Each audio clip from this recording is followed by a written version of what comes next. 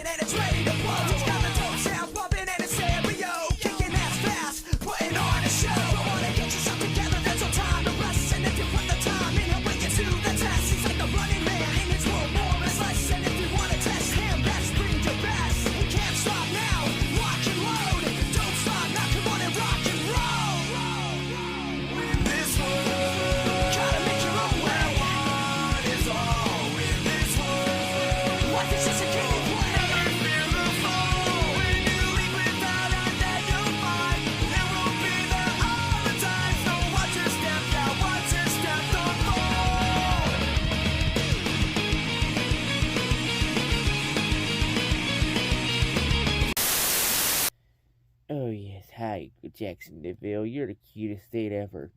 Man, you Jacksonville Jaguars are actually pretty cute once I kidnap you away from the Jacksonville.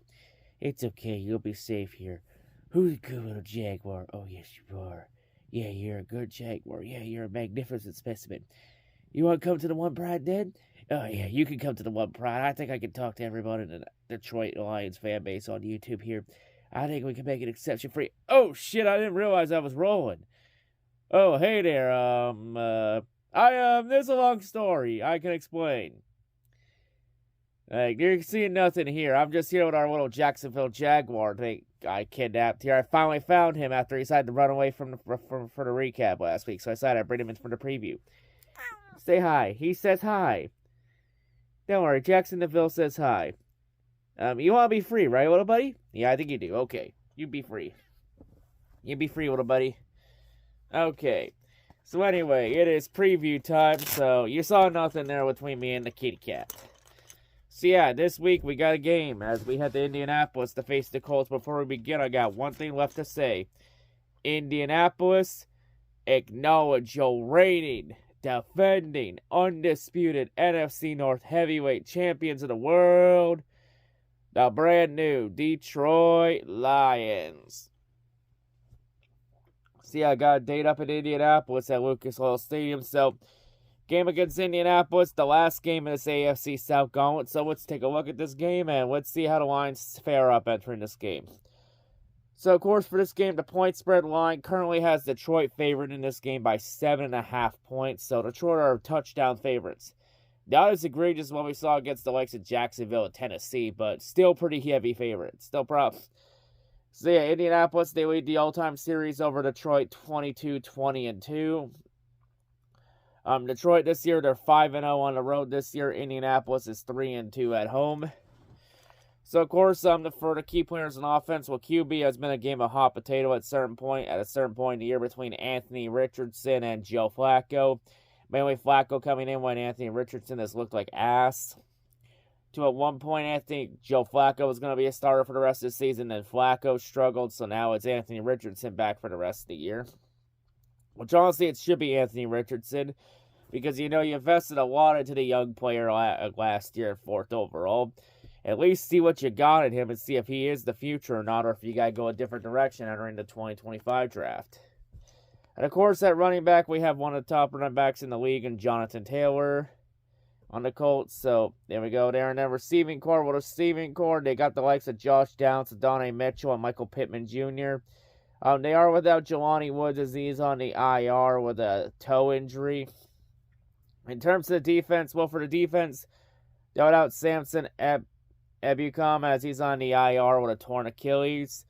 But they do got other players on that defense, on that D-line anchor, excluding the likes of DeForest Buckner, Quiddy Pay, and Grover Stewart. Linebacking core includes the likes of Sayer Franklin and E.J. Speed to anchor that. The secondary, the secondary's without Juju.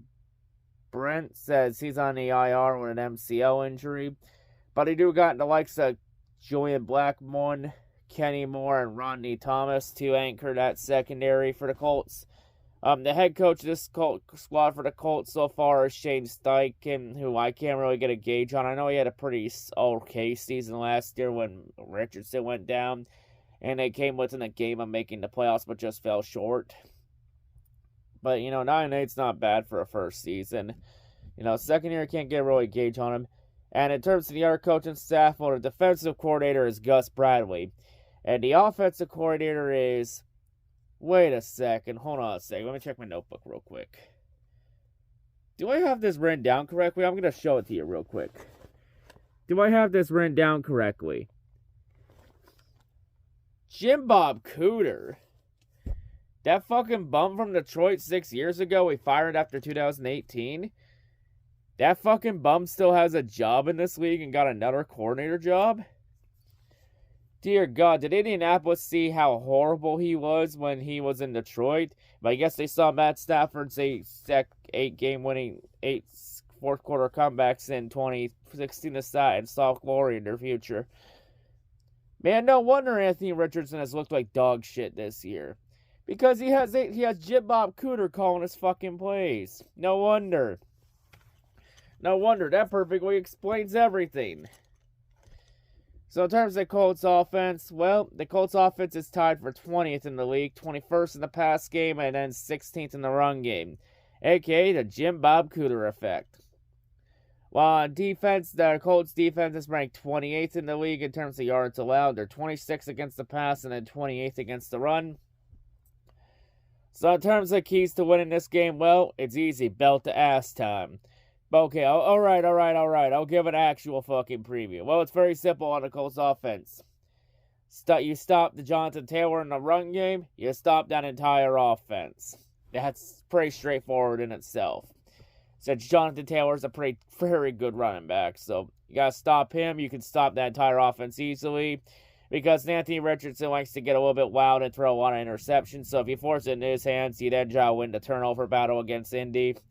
Offensively, establish the run with Jahmyr Gibbs and David Montgomery, a.k.a. Sonic and Knuckles. Just keep feeding that off.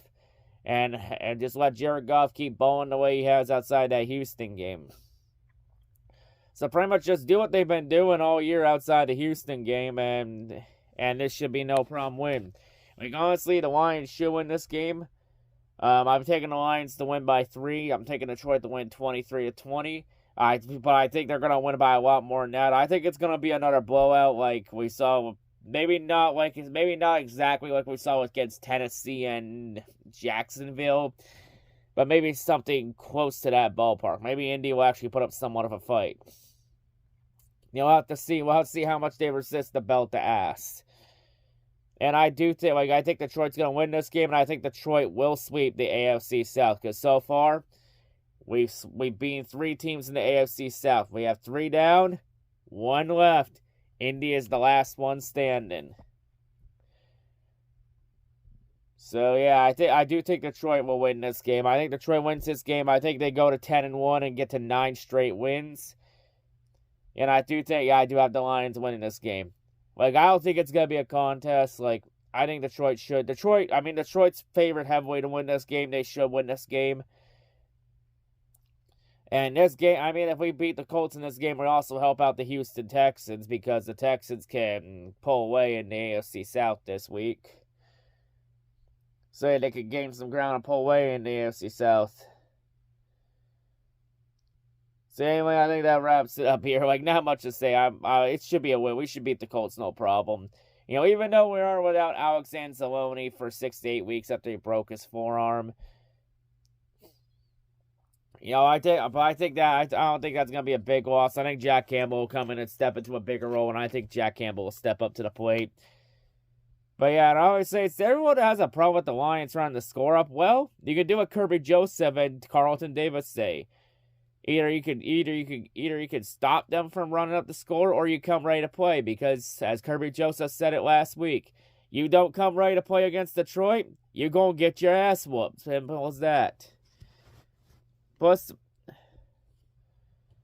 and Carlton Davis also said it best. Just play better and don't let Detroit run up the score then. If you got a problem with it, instead of whining on the internet about it like a bunch of fucking babies like everyone has.